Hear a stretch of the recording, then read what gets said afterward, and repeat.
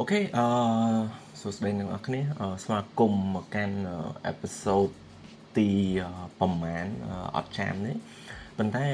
ថ្ងៃនេះគឺយើងចង់ talk about ពីការ farm public អញ្ចឹងដូចអ្នកនរគ្នាឃើញហើយនៅក្នុង group ខ្ញុំបានផុសច្រើនមែនតើតាក់ទងជាមួយនឹងpublic ហើយមានគ្នាយើងមួយចំនួនគាត់ចាប់អារម្មណ៍នៅក្នុងការ farm ហើយ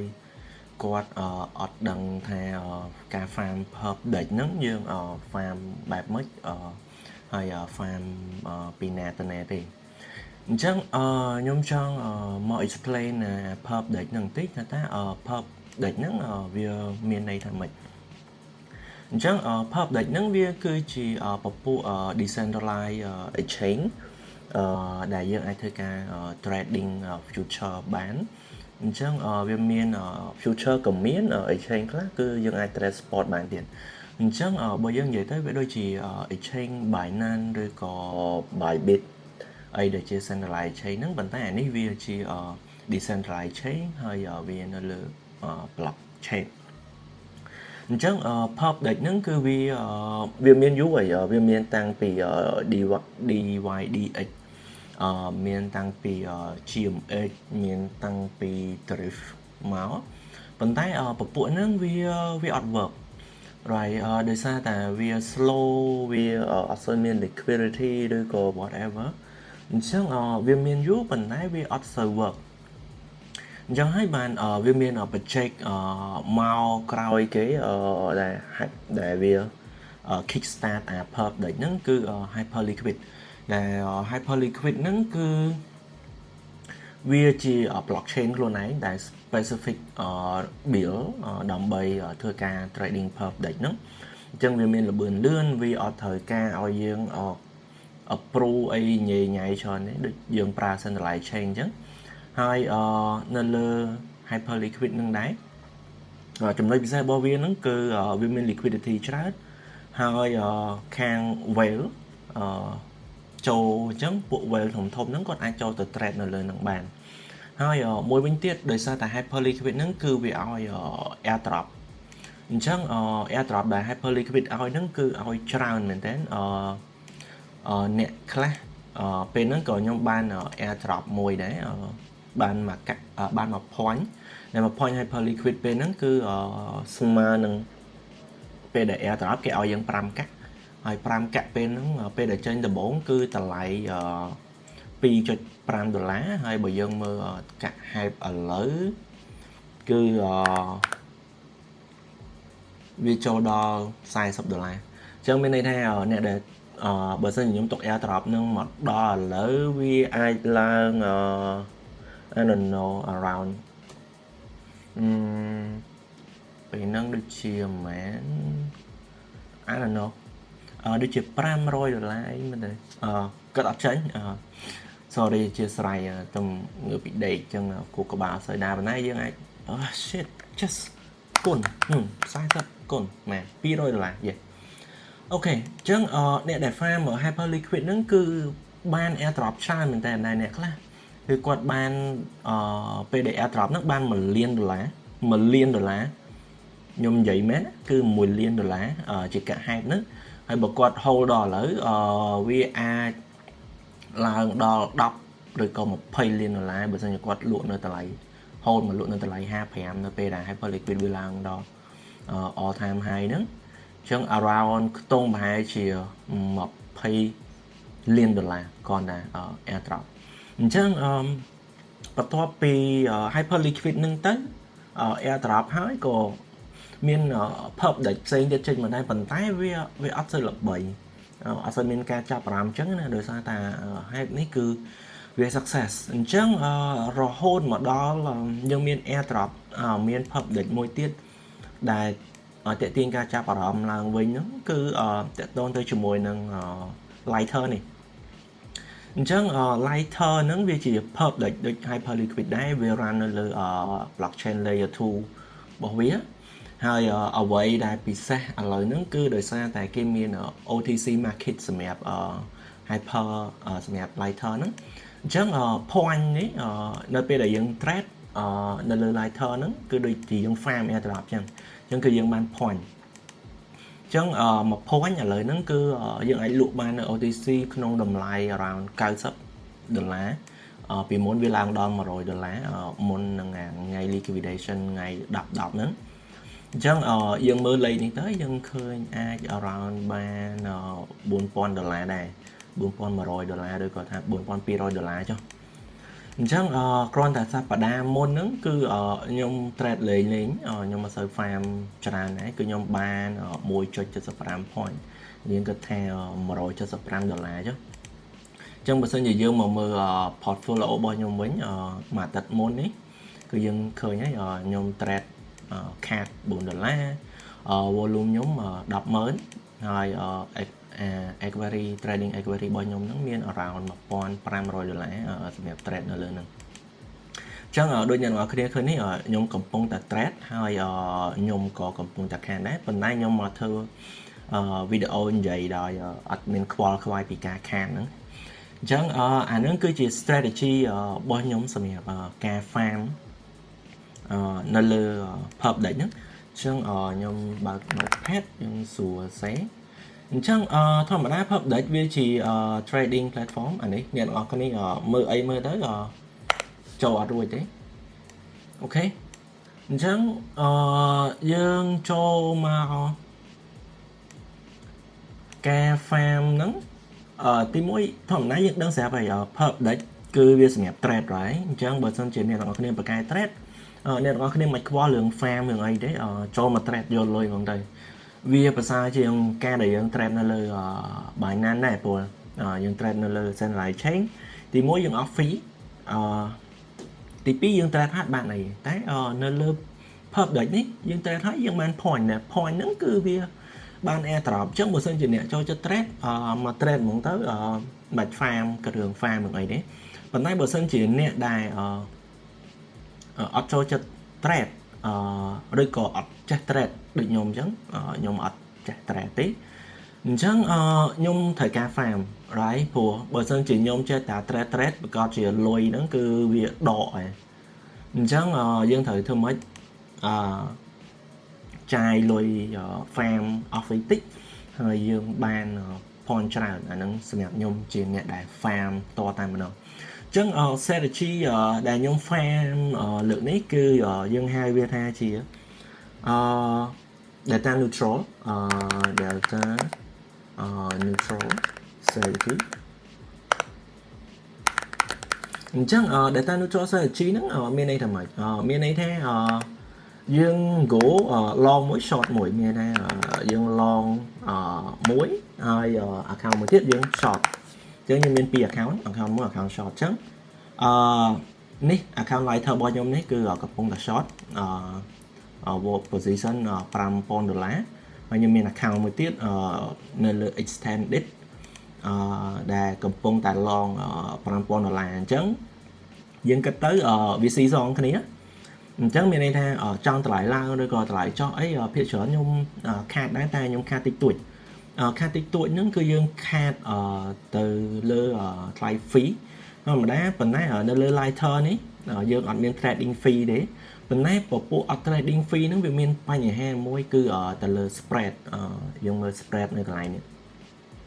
អញ្ចឹងមានថាតម្លៃដែលវាខុសគ្នាហ្នឹងយើងមើលតម្លៃនេះមានថា bit បើសិនជាយើង bit គឺតម្លៃតែ2គត់ទេប៉ុន្តែនេះ as គឺ 2.22 អញ្ចឹងមានថាបើសិនជាយើងប្រើ market order គឺយើងខាតមែនទេតម្លៃទីផ្សារគឺត្រឹមគេគិតឲ្យត្រឹមតែប៉ុណ្្នេះប៉ុន្តែយើងចូលទៅ long ឬក៏ចូលឧទាហរណ៍ថាយើងចូលទៅ long អញ្ចឹងយើងចូលទៅ long នៅតម្លៃខ្ពស់ហើយបើសិនជាយើង short គឺយើង short នៅតម្លៃទាបដែលវា copy អាតម្លៃ index price នៅលើទីផ្សារផ្ទាល់នេះអញ្ចឹងវាធ្វើឲ្យតម្លៃ2ហ្នឹងគឺវាអត់ស្មើគ្នាដូចទាំងអស់គ្នាមើលនៅក្នុងនេះគឺ256ហើយនៅនេះគឺ258អញ្ចឹងមានន័យថាទោះបីខ្ញុំចូលពេលតែមួយមែនប៉ុន្តែអានេះឥឡូវវាឡើងចំណេញវិញ258មក250គត់នេះអញ្ចឹងខ្ញុំចំណេញ$8តាមពិតវាអត់អញ្ចឹងទេមុនដំបូងគឺខាត$10ជាងតាមខ្ញុំចាំប៉ុន្តែដោយសារតែឥឡូវហ្នឹងមានថាតម្លៃរវាង pub deck 2ហ្នឹងគឺប្រែប្រួល វាអត់ស្មើគ្នាដូចអានេះ 12.42 មកនៅនេះគឺ 11.9 អ្នកនរគ្នាឃើញអត់អញ្ចឹងអាតម្លៃខុសគ្នាហ្នឹងគឺវា break វាធ្វើឲ្យ strategy ហ្នឹងព្រោះបើយើងមិន farm នៅលើ lighter តែមួយទេយើង farm នៅលើ lighter ផងនៅលើ perp deck មួយទៀតផងអញ្ចឹងតម្លៃវាអត់ស្មើគ្នាអញ្ចឹងពេលខ្លះវាអាចធ្វើឲ្យយើងអា unrealized P&L របស់យើងហ្នឹងមានថា profit របស់យើងហ្នឹងវាខាតដែរហើយហេតុផលដែលខ្ញុំ farm នៅលើ lighter មួយហើយនៅលើ extended មួយនេះគឺដោយសារតែខ្ញុំចង់ farm ពីរ project អញ្ចឹង actually តាមពិតពីមុនគឺខ្ញុំធ្វើអញ្ចឹងនៅលើ lighter account របស់ខ្ញុំទាំងពីរអញ្ចឹងខ្ញុំមាន lighter account 2ហើយ account មួយ long account មួយ short ប៉ុន្តែឥឡូវហ្នឹងគឺគេ block ហើយបើសិនជាយើងប្រើ computer តែមួយហើយយើងប្រើ account 2អញ្ចឹងគេចាប់យើងបានថា account 2ហ្នឹង long មួយ short មួយអញ្ចឹងគឺគេចាប់បានគឺគេអត់ឲ្យ point យ៉ាងទៀតទេអញ្ចឹងបាទខ្ញុំយកវា lighter ហ្នឹងមក farm ទៅជាមួយនឹង perp deck មួយទៀតចាហ្នឹងការធ្វើ data neutral ហ្នឹងវា easy អញ្ចឹងទេប៉ុន្តែអ្វីដែលខ្ញុំ farm currently ឥឡូវហ្នឹងគឺខ្ញុំ farm មួយទៀតហ្នឹងគឺមិនមែនតែ data neutral ទេគឺខ្ញុំ farm funding rate មួយទៀតអញ្ចឹងfund គេហៅថា funding rate arbitrage funding rate arbitrage អញ្ចឹងការ farm funding rate arbitrage ហ្នឹងគឺវាបែបម៉េចចឹងយើងត្រូវដឹង understand ពី funding rate សិនអញ្ចឹងថាតើ funding rate ហ្នឹងមានន័យថាម៉េច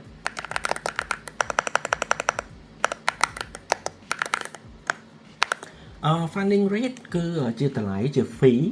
សម្រាប់អ្នកដែលបន្តបើក position លើ future គឺគាត់ត្រូវបង់ fee ដែល fee ហ្នឹងគឺយើងមើលកន្លែង 1 hour funding នេះអញ្ចឹង perp ដែលខ្លះគឺ funding ហ្នឹងគឺវាបែរទៅតាមកាក់ខ្លះវាអាច funding វា4ម៉ោងឬក៏8ម៉ោងឬក៏2ម៉ោងហើយកាក់ខ្លះទៀតគឺគេគិត funding ហ្នឹងជា1ម៉ោងអញ្ចឹងfunding ហ្នឹងមានន័យថាយើងមើលចេះ funding ឥឡូវហ្នឹងគឺដក 0.14% ហើយ net funding 58% ចឹងមានថា58នាទីចឹងមានថានៅរយៈពេល58នាទីទៀតគឺយើងត្រូវបង់ funding fee ហ្នឹងឯងមានថាយើងត្រូវ pay តែ pay ហ្នឹង pay បែបម៉េចបើសិនជា funding fee ដកចឹងមានន័យថាអ្នកដែលកំពុងតែ short គឺត្រូវ pay fee ចឹងនៅក្នុងករណីនេះមានថានៅក្នុង58នាទីទៀតគឺខ្ញុំត្រូវបង់ fee 0.14% គុណជាមួយនឹង position របស់ខ្ញុំ$5,000ហ្នឹងទៅឲ្យអ្នកដែលកំពុង long អញ្ចឹងអ្នកនរគ្នាឃើញហើយដល់ឥឡូវនេះ funding របស់ខ្ញុំគឺដក$15មានថាខ្ញុំបានបង់ fee $15ប៉ុន្តែអ្នកនរគ្នាមកមើលនៅលើ extended វិញ extended គឺខ្ញុំកំពុងតែ long អញ្ចឹងមានន័យថា funding fee គឺកំពុងតែដក 0.13% នេះអញ្ចឹងអ្នកនរគ្នាមកមើលអា unrealized P&L នេះគឺខ្ញុំបាន$47វិញអញ្ចឹងការដែលយើង farm funding fee arbitrage ហ្នឹងគឺយើងមើលពី project ហ្នឹងថាតើfunding fee រវាងពីperp deck ហ្នឹងទៅលើកាក់តែមួយហ្នឹងវាខុសគ្នាអត់អញ្ចឹងឧទាហរណ៍ថានៅក្នុងនេះគឺដក 0.1354 ហើយនៅលើ lighter គឺដក 0.145 អញ្ចឹងយើងអាចប្រើ calculator ទៅ right ចូល calculator មកហើយយើងដកគ្នាទៅអញ្ចឹងវា0.145 ដក 0.135 បាទអញ្ចឹងអ្នកនរគ្នាឃើញហើយមានថាយើងអាចចំណេញ fee ហ្នឹងគឺ 0.01% នៅក្នុង1ម៉ោងអញ្ចឹងដើម្បីចំណេញ fee ហ្នឹងធ្វើម៉េចទីមួយអ្នកនរគ្នាមើលអាណាដែល funding fee ដកច្រើនជាងគេគឺយើងទៅ long នៅកន្លែងហ្នឹងហើយកន្លែងណាដែល funding fee ដកតិចជាងគេយើងទៅ short កន្លែងហ្នឹង right ប៉ុន្តែអ្នកនរគ្នាមើលសម្រាប់ខ្ញុំនេះគឺ example ដែលខ្ញុំកំពុង show អ្នកនរគ្នានេះគឺអត់ត្រឹមត្រូវទេចាំខ្ញុំ explain ថាអត់ត្រឹមត្រូវហេតុអីមកវាឡើងត្រឹមត្រូវពីមុនហ្នឹងគឺវាត្រឹមត្រូវអញ្ចឹងនៅក្នុងនេះមានថាវាដក 13% ហើយមួយនេះគឺដក 14% អញ្ចឹងដើម្បីបានអា funding fee arbitrage ហ្នឹងគឺខ្ញុំគួរតែត្រូវ long នៅលើ lighter ហើយខ្ញុំ short នៅលើ extended នេះដើម្បីបានចំណេញអា fee 0.01% នៅក្នុង1ម៉ោងហ្នឹងប៉ុន្តែបើសិនជាឥ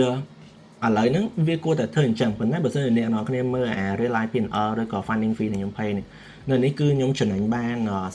47.98ហើយអានេះគឺខ្ញុំដក$15អញ្ចឹងមានន័យថាខ្ញុំចំណេញបាន$30ជាងអីទៅអត់គាត់ណាទៅលើ funding fee ហ្នឹងអញ្ចឹងពីមុនហ្នឹងមានថាមុន1ម៉ោងនេះមុននឹង update នៅពេលដែលខ្ញុំចាប់ផ្ដើមវីដេអូដំបូងហ្នឹងគឺ funding fee ហ្នឹងនៅលើ extended វាដកខ្លាំងជាងនៅលើ lighter តែដល់ពេលឥឡូវហ្នឹងគឺវា update មកទៅជា lighter ដកខ្លាំងជាងនៅលើ extended វិញអញ្ចឹងការដែលយើង farm funding fee ហ្នឹងគឺវាមានបញ្ហាត្រង់ហ្នឹងfunding fee គឺវាអត់ថេទេ1ម៉ោងវា update ម្ដងអញ្ចឹងពីមុននៅ extended វាដកខ្លាំងជាងអញ្ចឹងទៅដល់ពេលឥឡូវវាទៅជា lighter ដកខ្លាំងជាងអញ្ចឹងវាធ្វើឲ្យអាការ farm របស់យើងហ្នឹងគឺវាលែងទៅមុខហើយមានថាបើសិនជាខ្ញុំនៅបន្តបើក position ហ្នឹងទៀតគឺខ្ញុំបន្ត cap 0.1% នៅក្នុង1ម៉ោងវិញដែលពីមុនគឺខ្ញុំអាចចំណេញប្រហែលជា 0.5% នៅក្នុង1ម៉ោងឥឡូវខ្ញុំទៅជា cap 0.1% នៅក្នុង1ម៉ោងវិញអញ្ចឹងការ farm funding fee ហ្នឹងfunding rate fee អីហ្នឹងគឺវាស្រ័យទៅលើថាភាពខុសគ្នា funding fee ដែលវាខុសគ្នាហ្នឹងវា stay បានរយៈពេលយូរប៉ុណ្ណាអញ្ចឹងបើសិនជាវាខុសគ្នាកាន់តែយូរយើងកាន់តែចំណេញពួកអីយើងអត់អាចចំណេញបានលុយភ្លាមទេមានន័យថាឧទាហរណ៍ដូចខ្ញុំបើក$5,000 position នេះអញ្ចឹង1ម៉ោងគឺខ្ញុំចំណេញបាន$8ពីfunding rate ហ្នឹងអញ្ចឹងបើសិនជាយើងគិតមើលទៅ1ម៉ោង$8 10ម៉ោងវាអាច$80អីចឹងអញ្ចឹងបើសិនជាអ្នកគេបកកែ trade គេ trade តែ1ម៉ោងគេចំណេញបាន200-300បាត់ហើយប៉ុន្តែខ្ញុំfunding fee នេះ1ម៉ោងខ្ញុំចំណេញបានតែ5រៀលអីទេដោយសារថាអានេះបានប៉ុន្តែខ្ញុំត្រូវកាត់សងអានេះវិញអញ្ចឹងយើងត្រូវធ្វើម៉េចឲ្យ position ហ្នឹង hold ឲ្យបានយូរព្រោះអីនៅពេលដែលយើងបើក position នៅលើអានេះអញ្ចឹងយើងឃើញថាតម្លៃអាហ្នឹងវាខុសគ្នាបានហើយយើងត្រូវបង់ fee បង់អីអញ្ចឹងបើយើងគិតថាតម្លៃខុសគ្នាហ្នឹងដូចឃើញអានេះ137អានេះ138មិញ140អញ្ចឹងទៅអញ្ចឹងមានថាខ្ញុំខាត$3លើថ្លៃ fee បាត់ហើយអញ្ចឹងបើសិនជា position ហ្នឹងខ្ញុំបើកអត់បាន1ម៉ោងទេគឺខ្ញុំខាតហើយពេលខ្លះវាមិនមែនខាតតែ3ហ្នឹងទេពេលដែលខ្ញុំបើកដំបូងវាខាតដល់10រៀលដោយសារតែតម្លៃវាខុសគ្នាខ្លាំងអញ្ចឹងមានន័យថាខ្ញុំត្រូវបើក position ហ្នឹងធ្វើមិនឲ្យបាន3ឬក៏4ម៉ោងឬក៏ពេលខ្លះបើកដល់1ថ្ងៃអីបានវាអាចចំណេញអញ្ចឹងអាហ្នឹងបើសិនជាយើងចង់រកករណីចំណេញហើយមួយវិញទៀតគឺសំខាន់ទៅលើ liquidation អញ្ចឹង liquidation price នេះក៏សំខាន់ដែរព្រោះយើងបើក pub ដែរគឺយើងត្រូវតែនៅមើលអាសានៅមើលវាហើយធ្វើម៉េចliquidation price ហ្នឹងវានៅឆ្ងាយព្រោះបើសិនជាយើងបើកឧទាហរណ៍យើងគុណនឹង100អញ្ចឹងliquidation price របស់យើងវានៅចិត្តអញ្ចឹងមានថា position ហ្នឹងបើកបានតែបន្តិច liquidate ឬក៏ hit TP ឬក៏ SL បាត់អញ្ចឹងវាធ្វើឲ្យអត់បានយូរមកយើងអត់ចំណេញច្រើនទេដល់ឥឡូវមិញ410ឥឡូវ update funding ដក21ហើយអានេះចំណេញបាន$7មិញហ្នឹងអានេះដក$7វិញចឹងយើងគិតមើលទៅតែអានេះមិញ14%ឥឡូវឃើញវាធ្លាក់ឯងប៉ុន្តែទោះបីជាវាធ្លាក់ឥឡូវហ្នឹងមែនប៉ុន្តែវាអត់ទាន់កាត់ fee យើងភ្លាមទេដល់51នាទីទៀតបានវាមកកាត់ fee យើងអញ្ចឹងការ farm funding fee វាមានតែប៉ុណ្្នឹងហើយប៉ុន្តែបច្ចេកទាំងអស់ហ្នឹងក៏យើងក៏វាដឹងដែរថាមានអ្នកខ្លះគាត់មក farm funding fee ហ្នឹងព្រោះការ farm funding fee ហ្នឹងវាមិនមែនជា technique សម្រាប់ការ farm airdrop ទេអ្នកដែលគាត់ជា market maker អ្នកដែលគាត់មានលុយធំណាគឺគាត់ farm funding fee ហ្នឹងដូចគ្នាតែគេ farm across exchange ឧទាហរណ៍គេ farm នៅលើ Binance មួយនៅលើ Bybit មួយអញ្ចឹងទៅហើយគេ see fee បន្តិចហ្នឹងប៉ុន្តែដោយសារតែលុយគេធំឧទាហរណ៍ថាលុយយើង 5,000 មានថា volume យើង 5,000 មួយម៉ោងយើងបាន7យើងចំណេញបាន$5ចុះឧទាហរណ៍ចុះបើសិនលុយយើង 50,000 មួយម៉ោងយើងមិនចំណេញបាន50ហើយបើ volume យើង 50,000 មួយម៉ោងយើងមិនចំណេញបាន500 right អញ្ចឹងបើសិនជាអ្នកគេបកកែ trade គេ trade 1ម៉ោង2ម៉ោងគេចំណេញ200-300ហ្នឹងហើយ dương từ bao volume dương 50,000 mà mong trở nên 500 នឹងចឹងវាតិចប៉ុន្តែបើសិនជាអ្នកមានលុយធំហើយគាត់អាច hold position នឹងបានយូរអាហ្នឹងវាទៅជាចំណេញវិញអូខេអញ្ចឹងបច្ចេកទាំងអស់ហ្នឹងគឺគេមាន page មួយដូចនៅ lighter នេះគេមាន quant អញ្ចឹង quant ហ្នឹងគឺគេប្រាប់យើងនេះវាទៅ check មើលអា funding fee across exchange ហើយគេប្រាប់យើងថាយើងអាច farm អីបានអញ្ចឹងនៅក្នុងនេះឧទាហរណ៍យើងមើលអាណាដែលវាដកខ្លាំងឧទាហរណ៍នៅលើ lighter នេះគេប្រាប់arbitrage ឥឡូវនេះឧទាហរណ៍យើងមើល lighter បានឯង arbitrage អញ្ចឹងនេះមានន័យថាម៉េចនៅលើ lighter funding fee 3% នៅលើ Binance funding fee 0.01% អញ្ចឹងបើសិនជាយើង arbitrage គឺយើងចំណេញបាន 0.02% នៅក្នុងរយៈពេល8ម៉ោង1ម៉ោងញ៉ា8ម៉ោងបើសិនជា1ម៉ោងគឺបានប៉ុណ្្នេះទេអញ្ចឹងយើងមើលទៅយើងឃើញនៅលើ lighter យើងត្រូវធ្វើម៉េចពេលដែលឃើញអញ្ចឹងគឺយើង short ហើយបន្តមកទៀតយើងទៅ long នៅលើ Binance អញ្ចឹងយើងបាន funding fee បាត់ហើយការដែលយើង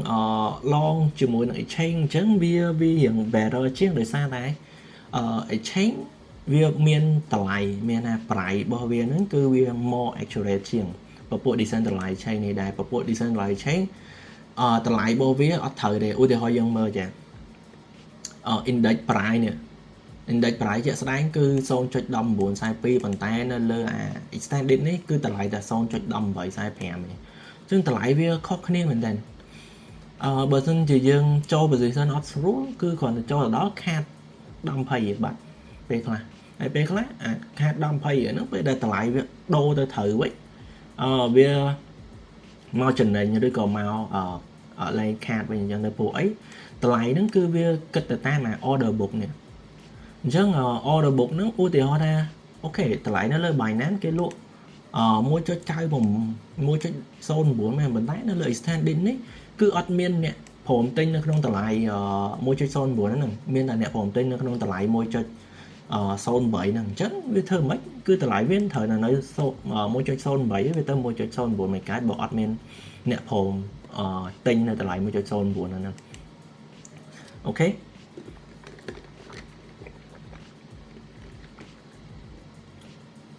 អញ្ចឹងអាហ្នឹងសម្រាប់ការដែលយើង farm data neutral ហើយមុនដំបូងគឺយើងធ្វើតែ data neutral ទេបន្តមកទៀតយើងចាប់ផ្ដើមធ្វើ funding rate ហើយចូលទៅដល់ step ទី3អញ្ចឹងនៅលើ perp deck នីមួយហ្នឹងគឺគេមានគេហៅ vol ហ្នឹងភាគច្រើនអត់សូវបាន point ទេប៉ុន្តែវាបានលុយអញ្ចឹង vol ហ្នឹងមានន័យថាម៉េចនៅលើ lighter ក៏មាននៅលើ extended នេះក៏មានអញ្ចឹង vol ហ្នឹងគឺយើង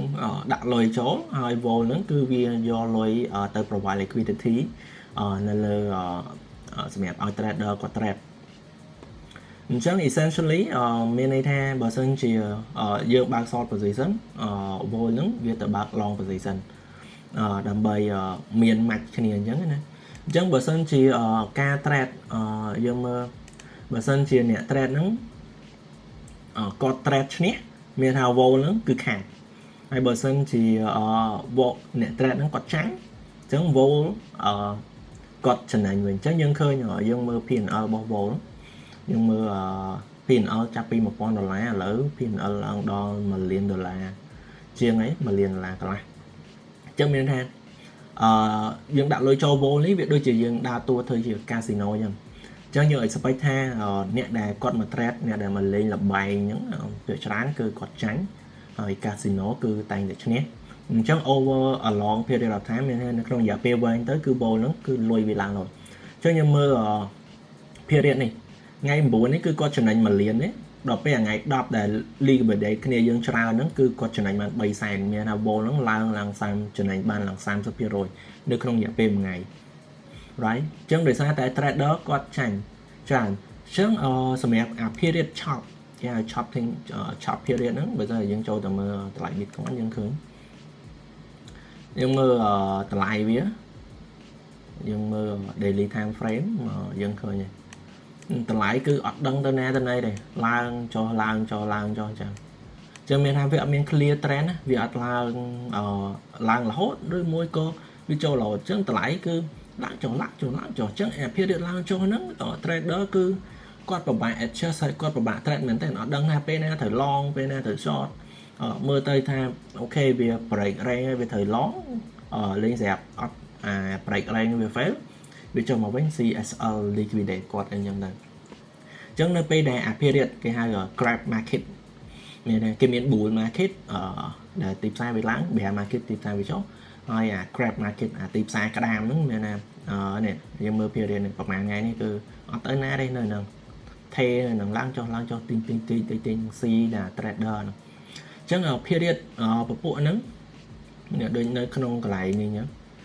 គឺភាគច្រើន trader អ្នកដែលគាត់ trade អាជីពហ្នឹងភាគច្រើនគឺគាត់អត់ trade នៅក្នុងភារហ្នឹងទេបើមិនជាគាត់ identify ថាអូខេភារហ្នឹងទីផ្សារមើលអត់ឃើញអត់ដឹងថាវាឡើងឬក៏វាចុះវាថេរហូតចឹងគាត់អត់មើលអត់ឃើញ direction គឺគាត់អត់ trade ទេមិនណាអ្នកខ្លះទៀតអ្នកដែលគាត់ថាខ្លួនឯងជា day trader ដែលធ្វើម៉េចអ្នកដែល day trader ភាគច្រើនគាត់មាន concept មួយដែលគាត់គាត់ថាធ្វើម៉េចគាត់ trade មួយថ្ងៃហ្នឹងឲ្យបាន$20 $50 $100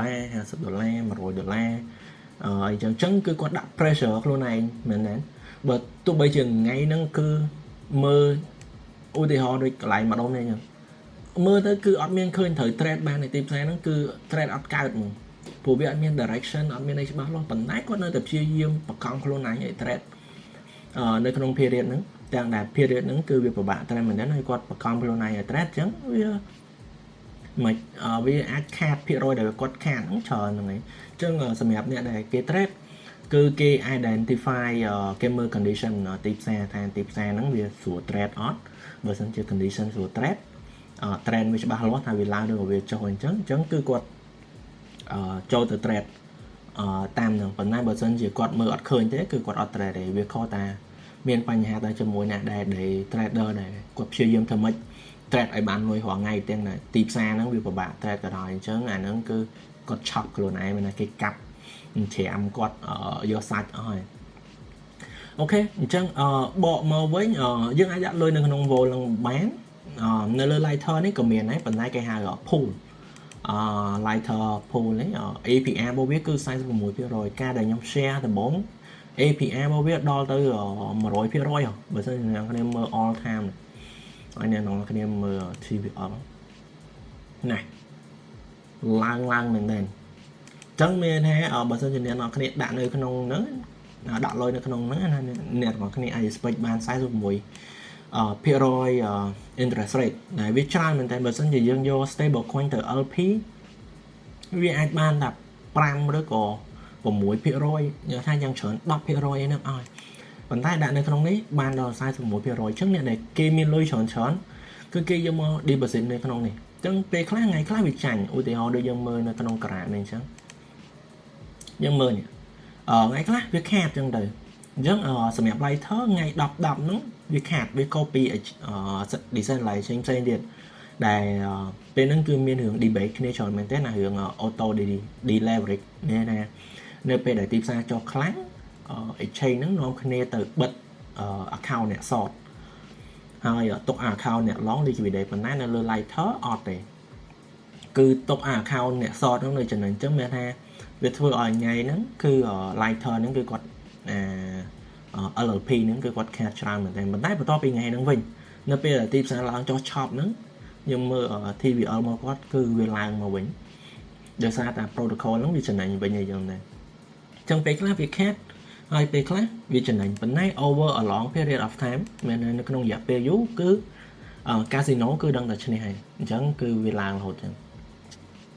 អូខេអញ្ចឹងអានឹងសម្រាប់ការរលុយនៅលើpublic ហ្នឹងប៉ុន្តែអ្វីដែលសំខាន់មួយទៀតគឺ point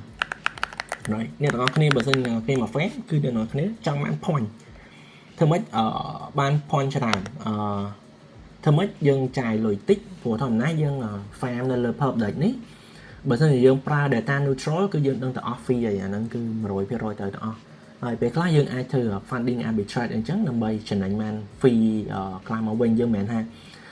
farm funding rate ហ្នឹងធ្វើអ្នកមានការទេព្រោះលុយយើងវាតិចលុយយើងវាទូចហើយអញ្ចឹងយើងអាចទៅ farm funding rate ហ្នឹងដើម្បីធ្វើអ្នកមានបានទេប៉ុន្តែបាន enough ដើម្បី cover fee កុំឲ្យយើងខាត fee ច្រើនអូខេអញ្ចឹងដើម្បីយើងបាន point strategy របស់យើងធ្វើបែបម៉េចយើងចូលទៅដល់ឧទាហរណ៍យើងចូលដល់ trade ខ្ញុំមើល Bitcoin and then ខ្ញុំដាក់ leverage 50ខ្ញុំទាញលុយមកអស់ខ្ញុំចុចបើក position ហើយខ្ញុំ close មែនអត់ទេយើងអាចធ្វើអញ្ចឹងបានទេយើងធ្វើអញ្ចឹងមានថាយើង spam volume មានថាយើងបើក position ឧទាហរណ៍ខ្ញុំបើកposition $20,000បើកភ្លាម close ភ្លាមបើកភ្លាម close ភ្លាមបើកភ្លាម close ភ្លាមអញ្ចឹងពពួកហ្នឹងវាដឹងថាយើងកំពុងតែ spam volume អញ្ចឹងអ្នកដែល spam volume គឺវាអត់ឲ្យ point ហ្នឹងទេអញ្ចឹងដើម្បី farm point ឲ្យវាមានប្រសិទ្ធភាពយើងត្រូវដឹងថា project ហ្នឹង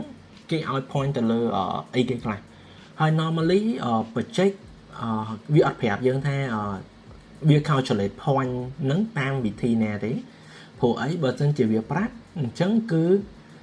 អ្នកដែលគេទៅ farm ហ្នឹងគាត់ game system ហ្នឹងគាត់ធ្វើមិនគាត់បុក farm តាមវិធីសាស្ត្រដែលវា calculate ហ្នឹងដើម្បីបាន point ច្រើនអញ្ចឹងវាអត់ប្រាប់យើងទេប៉ុន្តែអ្វីដែលអ្នកដែលគេទៅ farm ហើយគេព្យាយាមរកមើលខ្លួនឯងអញ្ចឹងណាសម្រាប់ lighter គឺយើងឃើញថាទី1គឺ liquidate មានតែនៅពេលដែលយើង liquidate គឺយើងបាន point ច្រើនជាងធម្មតាឧទាហរណ៍នៅពេលដែលអ្នកនរគ្នាបើក position ម្ដងអ្នកនរគ្នា pay fee let's say $5 $10អញ្ចឹងទៅអញ្ចឹងនៅពេលដែលអ្នកនរគ្នា liquidate ក៏អ្នកនរគ្នា pay fee ដែរអញ្ចឹងអា fee ដែលពីការ liquidation ហ្នឹងគឺស្មើនឹង point ប៉ុន្តែពីមុននៅលើ lighter ហ្នឹងគឺបាន point ច្រើនមែនទេតែឥឡូវហ្នឹងគឺអត់ទេការ liquidate គឺអត់សូវបាន point ច្រើនដូចមុនទេអញ្ចឹងគឺអត់ recommendation ឲ្យអ្នកទាំងអស់គ្នាទៅ liquidate ដើម្បីបាន point នេះជាពិសេសliquidate ហ្នឹងគឺគេមានរបៀបគេ calculate មកតង់ទេមានថាបើសិនជាថ្ងៃហ្នឹងគេកំណត់ព្រោះនៅលើ lighter គេកំណត់ថា 250k point គឺគេចែកនៅក្នុងមួយសប្តាហ៍អញ្ចឹង 50,000 point សម្រាប់ market maker 20,000 point ទៀតសម្រាប់អ្នកតែធម្មតាតែនៅក្នុងនោះគេបែងចែកទៀតថាប្រហែល point គេទុកឲ្យសម្រាប់ការ liquidation អញ្ចឹងបើសិនជានៅក្នុង period មួយថ្ងៃហ្នឹង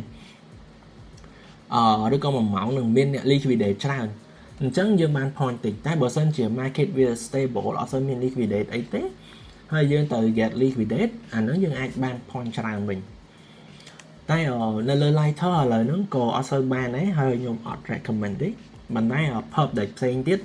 យើងអត់ទាន់ដឹងដែរអាហ្នឹងខ្ញុំកំពុងតែតេស្តដូចនៅលើ extended នេះខ្ញុំតេស្ត liquidate នៅលើខ្ញុំមាន account មួយនេះខ្ញុំតេស្ត liquidate ហើយនៅលើ variational នេះក៏ខ្ញុំតេស្ត liquidate ដែរដូចអានេះចឹងafter នេះគឺខ្ញុំព្យាយាមធ្វើម៉េចឲ្យ liquidate អញ្ចឹងខ្ញុំ liquidate ម្ដង10 20រៀលហើយខ្ញុំចង់តេស្តវាអញ្ចឹងណាថាបើសិនខ្ញុំ liquidate យើងបាន point ច្រើនតែនៅលើ variational នេះគឺនៅលើ beta នៅឡើយទេហើយក៏អត់តមាន point ដែរគេនឹងចេញ point ឆាប់អត់តមាន point ទេអញ្ចឹងអត់ដឹងមិនដែរហើយគាត់ថាអ្វីតាម experience តាមខ្ញុំដឹងភាគច្រើនការ liquidation ហ្នឹងគឺបាន point ច្រើនទោះបីជានៅលើ hyper liquid ក៏ដោយ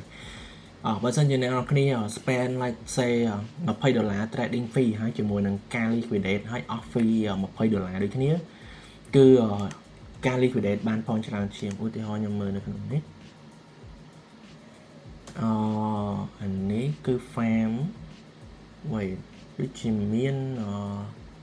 trading fee នេះអានេះគឺ liquidate wait អានេះដូចមែនមែនទេដូចមែន liquidate នៅលើនេះទេ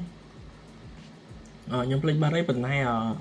វាមាន trading fee មួយនៅពេលដែលយើង liquidate អូខេអញ្ចឹងបន្តមកទៀត thôi mới lên lại thơ ban point trán cứ dương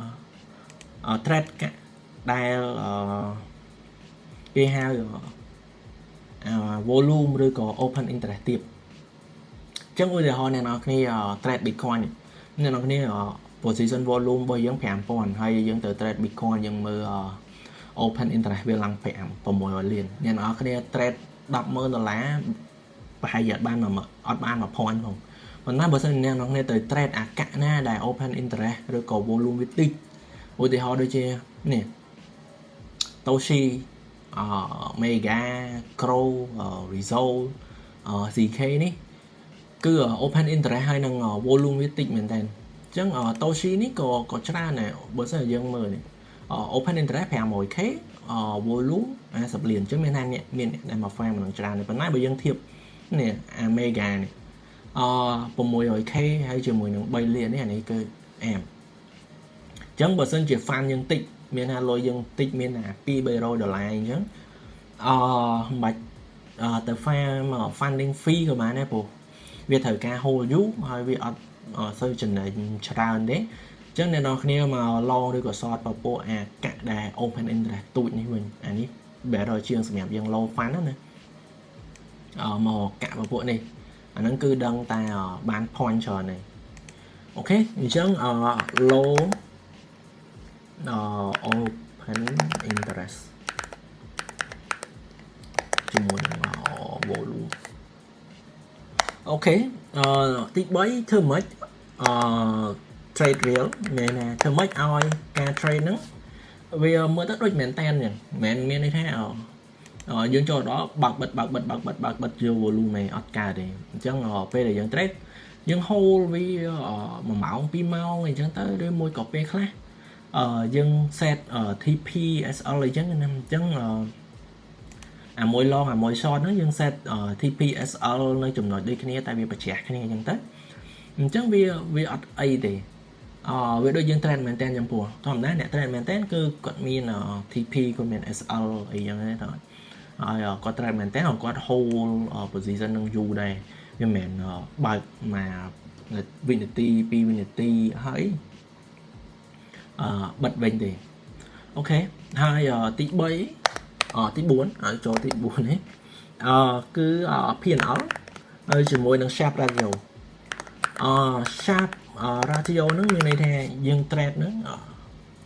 phiền áo cho đơn thì mấy lối mình là dân trình này như cat mán này sharp radio nữa mình đây thì dương bậc ai thread trình này của màn về để dân thread nó cứ dương trình này việc kịch thay dân thread này nó ởประมาณ rồi nhưng chẳng có thì họ ra lại position bao nhiêu bao nhóm 5 là hay phiền ở bao nhóm thread cho nên man phèm ý những vợ nó việc đông này thở tha mới đấy phía một thread vô volume một cô ấy thôi mà đá dân thread dân đang giải bài này để dân thread dân mình tay là thơ này thread cái thơ risk reward mùi chụp pi mùi chụp bay menari mùi cho nên pi cho nên bay chẳng đây tay đầu p dương đấy dương máu trong position vào dụ phèm pón hay cho nên phèm mía anh vô đại chẳng biết make sense sẽ phải chơi những cái đơn này mỗi đáng viên mà phèm một lùm này chẳng phiền ở cứ thời ta chọn ưu tiên ta dương thread phèm pón chẳng phiền ở lắng thời độ pi rồi 3 rồi nó có bầu pi rồi 3 rồi anh đang bàn point tràn chắc dương cho một profile bao nhiêu hay dương mơ one week nè ưu tiên volume nhóm mà rồi khác đầu pi lôi cho nên giờ đấy mà rồi lại vì make sense hả thread là đắp mơn hay cho nên man năm mà rồi vì cô ta cho nên man buôn phèm mỗi đứa con một con này chứ hay ở mỗi chất sap radio bao nhiêu mấy cứ ta sâu cho sam phèm này chứ bên này ở từ bạc ai thread đi chẳng xem lại thấp tối cứ vì ai bận tụ trán từ lơ nè để phiền ở quạt bầu trời mẹ là phiền ở đỏ giá bao giờ nhập bật vào gì dẫn nó cứ ở bàn point trời này tại bao giờ nhập phiền ở bốc mà nhập bật vào gì dẫn cứ bàn point trời sao đây đó cứ chẳng này bao giờ chỉ sao đây đó bao nhiêu bốc cho nó này đi xong cho sam phèm đấy ở bao giờ chỉ này là cái làng đỏ pram ấy nó có cái bàn point trời từ tan này chẳng buôn nó ចំណុច4ហ្នឹងគឺសំខាន់សម្រាប់ធ្វើម៉េចឲ្យបាន point ច្រើនហើយសម្រាប់ project ដែលយើង farm currently គឺខ្ញុំ farm លើ lighter នេះដោយសារតែនេះវាមាន point ហើយ point ហ្នឹងលក់បានទៀតអញ្ចឹងយើងដឹងថាតម្លៃរបស់ point ហ្នឹងប្រហែលវាស្រួលអញ្ចឹងហើយដោយសារតែ project ហ្នឹងវាកំពុងតែ hype ពីមុនវាអត់សូវ hype ទេឥឡូវហ្នឹងវា hype ខ្លាំងអញ្ចឹងអ្នក farm ក៏ច្រើនអញ្ចឹង point ក៏ធ្លាក់ដែរពីមុនធ្លាប់បានមួយអាទិត្យ10 point ឥឡូវមួយអាទិត្យបានតែ2ទៅ3 point ទេប៉ុន្តែ reason ដែលខ្ញុំនៅបន្ត farm វាហ្នឹងដោយសារតែយើងមើលឃើញថាវាបានលុយយើងដឹងតែបច្ចេកហ្នឹងវាលុយអា point របស់យើងហ្នឹងគឺដឹងតែបានលុយប្រហែលស្មើលុយប្រហែលយើងអាច calculate អា P&L របស់យើងណាយើង farm ហ្នឹងចំណេញឬក៏ខាតបានហ្មងទោះបីជាវាពិបាក farm ក៏ដោយប៉ុន្តែខ្ញុំគិតថាfarm មួយអាទិត្យបានខ្ទង់$200នេះវា very good ហើយនេះខ្ញុំអត់សូវ push ផងបើសិនជាខ្ញុំ push វាអាចមួយអាទិត្យបាន4-5 point ឬក៏6-7 point តែអាចមានតែមួយអាទិត្យ$500-600យើងទៅហោណាតែអត់ចឹងអាហ្នឹង reason ដែលខ្ញុំនៅបន្តហើយសម្រាប់បច្ចេកផ្សេងទៀតខ្ញុំ farm ដែរប៉ុន្តែដូចឧទាហរណ៍ដូច variational នេះចឹងអត់មាន point អត់មានទីផ្សារចឹងយើង farm អានេះគឺងឹតឆឹង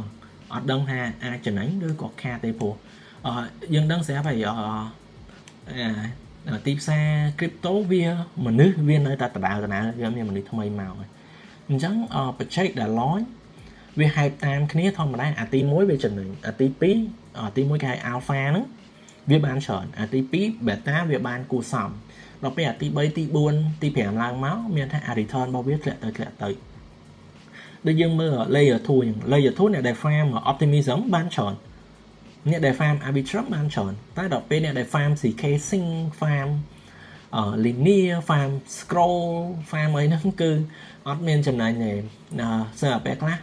ខាតវិញទៀតអញ្ចឹងអាពពួក perp deck នេះខ្ញុំ expect ដូចគ្នានៅពេលដែលវាកើនឡើងច្រើនទៅអញ្ចឹងអា return ពីការ farm ទាំងអស់ហ្នឹងក៏វាកាន់តែតិចទៅដែរអញ្ចឹងការរើសបច្ចេក farm គឺសំខាន់អញ្ចឹងហើយបានខ្ញុំនៅបន្ត farm lighter ហ្នឹងដោយសារតែនេះយើងមើលឃើញថាវាចំណេញនៅមុខមកអញ្ចឹងអត់អាចឈប់ farm បានទេហើយដល់ពេលដូច variational នេះអានេះ farm ទៅងឹតទេហើយគាត់ហ៊ាន farm ច្រើនណាស់ហើយមានផ្សេងទៀតមាន Pacifista មាន HX មាន Paradex មានអីមកកណោទៀតប៉ុន្តែនៅក្នុងចំណោមទាំងអស់ហ្នឹងខ្ញុំ farm បុកឥឡូវហ្នឹងបុកខ្លាំងគឺ lighter ជាមួយនឹង extended ដោយសារអីextended នេះក៏មាន point ដែរហើយនេះខ្ញុំមានតែ3 point ទេដោយសារតែបើក account យូរហើយប៉ុន្តែអត់បាន trade អញ្ចឹងនៅលើ extended នេះដោយសារឥឡូវវាមានទីផ្សារដើម្បីទិញលក់ point ដូចលើ lighter អញ្ចឹងហើយមក point របស់វាឥឡូវហ្នឹងគឺបាន$3ដែរអញ្ចឹងមានថានេះគឺបាន$9អញ្ចឹងនៅពេលដែលយើងឃើញអញ្ចឹងគឺយើងស្រួល calculate ហ្មងថាអូខេអានេះ farm ទៅចំណេញឬក៏ខាតអានេះយើងមើលទៅយើងអាចមានឱកាសចំណេញអញ្ចឹងយើងបន្ត farm យកបុក farm ទេតែដល់ពេលអាណាដែលមើលអត់ឃើញអាហ្នឹងរៀង cautious មានថា farm វាបើយើង farm អាច farm ដែរតែ farm តិចទៅកុំបុកវាខ្លាំងអូខេអញ្ចឹងខ្ញុំមានតែប៉ុណ្្នឹងអានេះក្នុងការ farm ប៉ុន្តែមានចំណុចមួយទៀតនៅលើ hyper liquid នេះអានេះគឺ bonus content នៅលើ hyper liquid គឺគេមាន HP3 ហើយក៏ដូចជា support អញ្ចឹងrecommend មែនតើអ្នកនរគ្នា farm support នៅលើ hyper liquid ហេតុអីដោយសារតែអ្នកដែលជាគាត់បង្កើត market support នៅលើ hyper liquid ហ្នឹងដូចវីដេអូខ្ញុំ share នៅក្នុង group អញ្ចឹងគាត់ប្រាប់ថាឲ្យមក farm support ហ្នឹងទៅហើយជឿគាត់ឬក៏មិនជឿគាត់ខ្ញុំអត់ហ៊ានធានាទេប៉ុន្តែខ្ញុំគ្រាន់តែប្រាប់អ្នកនរគ្នាថាគាត់ហ្នឹងគឺអ្នកដែល build sport នៅលើ hyper liquid ហើយគាត់មានលុយច្រើនមែនតើគាត់មានភ្នំតាមគ្នាយើងប្រាប់ថាគាត់មានភ្នំមួយនៅ Hokkaido អញ្ចឹងគាត់មិនក្រទេហើយគាត់ប្រាប់យើងឲ្យមក farm ហ្នឹងហើយយើង farm តាមគាត់ទៅអញ្ចឹងការ farm sport វាមានន័យទៅវាពិបាករៀងពិបាកជាង future បន្តិចដោយសារថា sport យើងអាចលេង leverage បានទេអញ្ចឹងឧទាហរណ៍ថាខ្ញុំមាន 1500 អញ្ចឹងគឺខ្ញុំទិញលក់ម្ដងបាន 1500 អញ្ចឹងវាអត់ដូចជា future យើងអាចគុណ10 1500 នេះវាទៅ 15000 អញ្ចឹងណាអញ្ចឹងអានេះវាពិបាក farm ហើយបើសិនជាយើងទិញលក់អាហ្នឹងក៏គេចាប់បានដែរអញ្ចឹងយើងត្រូវទៅមកយើងពេលដែលយើងទិញហ្នឹងយើងប្រើ limit order អញ្ចឹងទៅយើងទិញហើយយើងហូរបន្តិចហើយយើងលក់វិញអញ្ចឹងទៅយើងប្រើ limit order ទាំង market ទាំងទិញទាំងលក់អីអញ្ចឹងទៅធ្វើមិនហើយកុំ push ឧទាហរណ៍ថាមួយថ្ងៃហ្នឹងទិញ Bitcoin ហ្នឹងទិញលក់20ដង30ដងអញ្ចឹងអាហ្នឹងគេលោកគេចាប់បានយើងធ្វើមិនធ្វើដូចយើងទិញមែនតែនអញ្ចឹងទិញឲ្យលក់មែនតែនចំណេញខាតមែនតែនអញ្ចឹងទៅហើយយើង stay consistent ជាមួយនឹង volume របស់យើងទៅយើង picture ខ្លួនឯងថាយើងចង់បាន volume ប្រមាណនៅលើ spot hyper liquid ហ្នឹងតាមអាហ្នឹងតាមសមត្ថភាពដែលយើងអាច push បានទេឧទាហរណ៍ថាយើងមានលុយច្រើនយើងចង់ push 1 លាន volume វាស្រួលតែបើលុយយើងតិចឧទាហរណ៍លុយ$100យើងទៅ push 1 លាន volume គឺពិបាកឧទាហរណ៍ដូចខ្ញុំចឹង$1000នេះ push 1 លាន volume ក៏ពិបាកដែរវាត្រូវការពេលហើយឥឡូវនេះវាចុងខែ10ហើយខ្ញុំ expect ថា hyper liquid វាអាចមាន airdrop ម្ដងទៀតនៅម្ដងខែ11 12ហ្នឹងហើយ project sport ហ្នឹងគេហៅ hyper unit ហ្នឹងក៏វាអាចនឹង airdrop នៅក្នុង around period ហ្នឹងដែរព្រោះអីវាចូលមួយឆ្នាំហើយតែគាត់បើក sport ហ្នឹងអញ្ចឹងត្រូវយើងប្រញាប់នៅក្នុងការ farm បន្តិចតាមពិតខ្ញុំដឹងយូរហើយប៉ុន្តែខ្ញុំចេះផ្លិចចេះខ្ជិលទៅក៏អត់បាន farm អញ្ចឹងឥឡូវហ្នឹងខ្ញុំចាប់ដើម farm វិញហើយមួយទៀតយើងចូលមក HIP3 នេះអានេះគឺជា project របស់គេហៅ Trade Advisory Trade Advisory ហ្នឹងក៏ជា project របស់ Hyper Unit ដែរហើយគាត់មាន2 market គឺ Advisory 100នេះគឺ index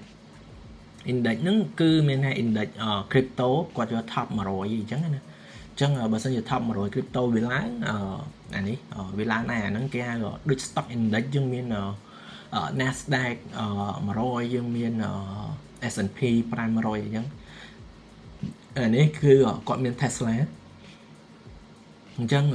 អ្នកនរគ្នាអាច trade stock នៅលើនេះបានហើយអាចអានេះគឺ crypto ខាងនេះ stock អញ្ចឹងtrade advisory នេះគឺភាគច្រើនគឺសម្រាប់តែ stock ទេតែ Tesla market នេះគឺដូចជាអត់ទាន់បើកទេអាចថា mostly maybe ដោយសារតែធម្មតា stock គឺគេបើកតែថ្ងៃច័ន្ទសុក្រចឹងអានេះដោយសារតែវាមិនមែនថ្ងៃដែលគេបើកអញ្ចឹងវាអត់បើកវាអត់ run 24ម៉ោងដូច crypto អានេះបើករហូតអញ្ចឹង trade advisory នេះក៏ខ្ញុំនឹងចូលមក farm ដែរនិយាយតាមផងមក farm យក volume យកអីដោយសារតែវាបោះ hyper unit នឹងគ្នាអូខេអញ្ចឹងadvisory នេះអានេះអត់មានអីhedge ទេមានតែអត់មានអី long មួយ short មួយទេអញ្ចឹងប្រហែលជាត្រូវប្រើ2 account hyper liquid 2 account ដើម្បីមួយ long មួយ short farm យក volume វាអញ្ចឹងអូខេអញ្ចឹងសម្រាប់វីដេអូថ្ងៃហ្នឹងខ្ញុំមានតែប៉ុណ្្នឹងសង្ឃឹមថាអ្នកនរគ្នា understand យល់ពីការ farm pub ដាច់ហ្នឹងថាយើងត្រូវ farm វាបែបម៉េចdata neutral funding rate arbitrage ហ្នឹងយើងត្រូវ farm វាម៉េចហើយយើងរកលុយវាបានតាមវិធីណាហើយបើសិនជាអ្នកដែលបកកាយ trade ចូលមក trade មកទៅមិន farm នេះដូចខ្ញុំប្រាប់អ្នកនរគ្នាអញ្ចឹងអ្នកដែល trade hyper liquid គឺបាន airdrop ច្រើនមែនទេដូចខ្ញុំឃើញគេផុសមួយនោះ account នៅលើ Twitter គាត់ trade ខាតដូចជា$10,000ជាង trade ខាតតែដល់ពេលគាត់បាន airdrop បានដល់$1 លានអញ្ចឹងបើគាត់ hold ឥឡូវវាចូល10 លាន20 លានហើយអញ្ចឹងគាត់បាន airdrop hyper liquid នឹងភ្លាមគាត់ផុសថាអូខេគាត់ឈប់ trade ហើយមកជីវិតគាត់ហ្នឹងគឺគាត់យកលុយ hyper liquid លុយ airdrop ដែលបានហ្នឹងគឺយកលុយហ្នឹងរត់ឈប់យកលុយហ្នឹងមកចាក់ចូល casino ទៀតហើយព្រោះអី airdrop ដែលគាត់បានហ្នឹងគឺវា hit ទៅដល់ criteria របស់គាត់ព្រោះ អ្នកខ្លះមនុស្សយើងម្នាក់ម្នាក់វាមាន target មាន goal រៀងខ្លួនអញ្ចឹងអ្នកខ្លះទៅគាត់អា goal post របស់គាត់ហ្នឹងវាដូរឧទាហរណ៍ថាគាត់ចូលមកដំបូងគាត់គិតថាមាន$1 លានគាត់រកបាន$1 លានពីទីផ្សារហ្នឹងគឺគាត់ទៅវិញតែដល់ពេលគាត់រកបាន$1 លានគាត់ចេះចង់រកនៅបាន5 លានបាន10 លានអញ្ចឹងអ្នកខ្លះទៀតគាត់គិតថា enough is enough មានថាអូខេបានតែ$5 លានគឺគាត់ឈប់បានតែ$5 លានហ្នឹងគឺគាត់អាចកែប្រែផ្លាស់ប្ដូរជីវិតរបស់គាត់បានអញ្ចឹងទៅអញ្ចឹងបាន$5 លានគឺគាត់ដកលុយហ្នឹងមកកែប្រែជីវិតរបស់គាត់ឈប់ chase គាត់ឈប់លែងចង់បាន10 លាន20 លាន50 លាននេះគាត់មានថាមានផ្ទះមួយឡានមួយគ្រប់គ្រាន់គាត់អត់ចង់បានផ្ទះវិឡាអត់ចង់ជិះ Lambo អញ្ចឹងនេះអញ្ចឹងមនុស្សម្នាក់នេះការចង់បានរៀងខ្លួនវាអត់ដូចគ្នាទេការលុបលន់ការចង់បានហ្នឹងគឺវាខុសៗគ្នាសំខាន់សម្រាប់ខ្ញុំផ្ទាល់ខ្ញុំគិតថាប៉ុណ្ណា enough is enough ណាដោយសារតែខ្ញុំគិតថាបើសិនជាខ្ញុំមានលុយប៉ុណ្ណេះចឹងខ្ញុំអាចកែប្រែជីវិតខ្ញុំបានខ្ញុំអត់ចាំបាច់ទៅធ្វើការខ្ញុំអាចមាន financial freedom ចឹងមានប៉ុណ្្នឹងគឺខ្ញុំជប់ chase ហើយតែអ្នកខ្លះទៀតពេលដែលគាត់បានប៉ុណ្្នឹងហើយគាត់ចង់បានប៉ុណ្ណោះទៀតតែអ្នកដែលចង់បានប៉ុណ្ណោះទៀតហ្នឹងខុសគ្នាយើងត្រូវមើល identify ខ្លួនឯងដែរអានេះវាចូលលក្ខណៈដល់ម៉ោងយ៉ាប់ពីមេរៀនជីវិតទេអ្នកខ្លះគាត់អាចរកលុយបានច្រើនហ្នឹងគឺដោយសារតែសំណាងមានថាគាត់រកបាន$1 លានឬក៏$5 លានហ្នឹងដោយសារតែសំណាងអញ្ចឹងនៅពេលដែលគាត់ chase ទៅយក10 លាន20 លានគាត់លែងមានសំណាងអញ្ចឹងគឺគាត់ខាតប៉ុន្តែអ្នកខ្លះទៀតគេរកបាន$1 លានឬក៏$5 លានហ្នឹងគឺដោយសារតែគេមាន skill មានជំនាញច្បាស់លាស់នៅក្នុងការរកលុយហ្នឹងអញ្ចឹងមានថាគាត់ប៉ាកែវាដូចបើយើងប្រៀបធៀបទៅក្នុងការលេងហ្គេមមានន័យថាគាត់ប៉ាកែលេងហ្គេមហ្នឹងហើយគាត់លេងឈ្នះអញ្ចឹងសម្រាប់ពួកគាត់នៅតែបន្តលេងដោយសារអីទី1យើងប៉ាកែលេងហើយទី2យើងលេងឈ្នះទៀតអញ្ចឹងយើងជប់លេងទៅអីដល់ពោះយើងប៉ាកែលេងយើងលេងឈ្នះយើងលេងទៅវាសប្បាយអញ្ចឹងយើងប្រកាសជានៅបន្តលេងនេះដែរតើអញ្ចឹងយើងត្រូវ figure out ខ្លួនឯងវិញថានៅពេលដែលយើងរកលុយបានពីទីផ្សារពីការ trading ឬក៏ការ farm airdrop ហ្នឹងយើងមកមើលខ្លួនឯងថាលុយដែលយើងរកបានហ្នឹងវាបានពីការសំណាងឬមួយក៏យើងបានពី skill យើងមានជំនាញនៅក្នុងការយកលុយហ្នឹងមកបើមិនជាយើងមានជំនាញអាហ្នឹងយើងបន្តយកលុយយើងអាចបន្តយកលុយហ្នឹងមកទៀតបានប៉ុន្តែបើមិនជាយើងបានដោយសារសំណាងទេខ្ញុំគិតថាគួរតែយកលុយហ្នឹងរត់ចេញពីកាស៊ីណូបើមិនចឹងទេបើសិនយើងបន្តយកលុយហ្នឹងទៅដាក់នៅកាស៊ីណូទៀតហើយจะមានថ្ងៃណាមួយយើងអស់សំណាងហើយយើងចាញ់ហើយអ្នកខ្លះពេលខ្លះអត់ចាប់អារម្មណ៍ខ្លួនឯងយើងគាត់ថាវាមិនដែរណាសំណាង 4-5 ដងក្នុងពេលតែមួយប៉ុន្តែ probability ហ្នឹងបើយើងគិតពីស្ថិតិណា probability ហ្នឹងវា low មានន័យវាទាបប៉ុន្តែវាអត់ 0 ហើយអ្នកខ្លះអាចចំណេញ10 ដងក្នុងពេលតែមួយក៏បានដែរប៉ុន្តែអា10 ដងហ្នឹងគឺសំណាងសុទ្ធហ្មងក៏មានហើយអ្នកដែលឧទាហរណ៍ថា10 ដងតែ10 ដងដូចគ្នាខាតទាំង10 ដងក៏មានដែរ right ប៉ុន្តែអ្នកដែលខាតទាំង10 ដងហ្នឹងគឺអត់ដែលបានមកនិយាយអត់ដែលបានមកផុសលើ Twitter លើ social media លើ Telegram មកប្រាប់មកអួតអ្នកទាំងអស់គ្នាថាគាត់ trade ខាត trade 10 ដងខាតទាំង10 ដងឯដល់ពួកអីវាជាមេរៀនបរាជ័យហើយមនុស្សយើងនៅពេលដែលគាត់បរាជ័យភាគច្រើនគាត់អត់សូវចែករំលែករឿងហ្នឹងទេព្រោះចែករំលែកទៅវាខ្មាស់គេ right វាអត់ដូចអ្នកដែលចំណេញទេបើសិនជាគាត់ trade 10 ដងសំណាងទាំង10 ដងចំណេញទាំង10 ដងគាត់ដឹងតែមកផុសហ្មងណាវ៉ាវខ្ញុំបកកែ trade ខ្ញុំ trade 10 ដងខ្ញុំចំណេញទាំង10 ដងនេះ P&L របស់ខ្ញុំចំណេញរាប់ម៉ឺនរាប់សែនចឹងមានថា social media ហ្នឹងវា cloud judgment របស់យើងវាធ្វើឲ្យយើងអ្នកដែលយើងមើលឃើញជីវិតគេហ្នឹងយើងមើលឃើញតែគេ trade ចំណេញយើងមើលឃើញតែ1% ដែលវា trade ចំណេញ10 ដងប៉ុន្តែយើងអត់មើលឃើញ99% ទៀតដែល trade ខាតទាំង10 ដងអាហ្នឹងគេហៅថា survivorship bias អញ្ចឹងយើងត្រូវមើលមែនតើមិនមើលគេទេមើលចាប់បានពីខ្លួនឯងថាខ្លួនឯងហ្នឹងរកលុយបានពី crypto ឬក៏ពី market ហ្នឹងជាសំណាងឬក៏ជាជំនាញ បើសិនជាដូចខ្ញុំចេះខ្ញុំrecognize ខ្លួនឯងណាអត់មានជំនាញនៅក្នុងការ trade ទេមានតែសំណាងអញ្ចឹងខ្ញុំអត់ trade យកចំណេញខាតនៅលើpub ដែលទាំងអស់នេះទេគឺខ្ញុំព្យាយាម farm យក point វិញគាត់ហ្នឹងវាជាជំនាញរបស់ខ្ញុំការ farm យក point ហ្នឹងអូខេអញ្ចឹងថ្ងៃនេះមានតែប៉ុណ្្នឹងទេឈប់យ៉ាតទៀតហើយសង្ឃឹមថាអ្នកនរគ្នាអាចទទួលយកបានយល់ពីការ farm ហើយអាចរកចំណូលពីការ farm public បានទាំងអស់គ្នាអូខេអរគុណបាយបាយ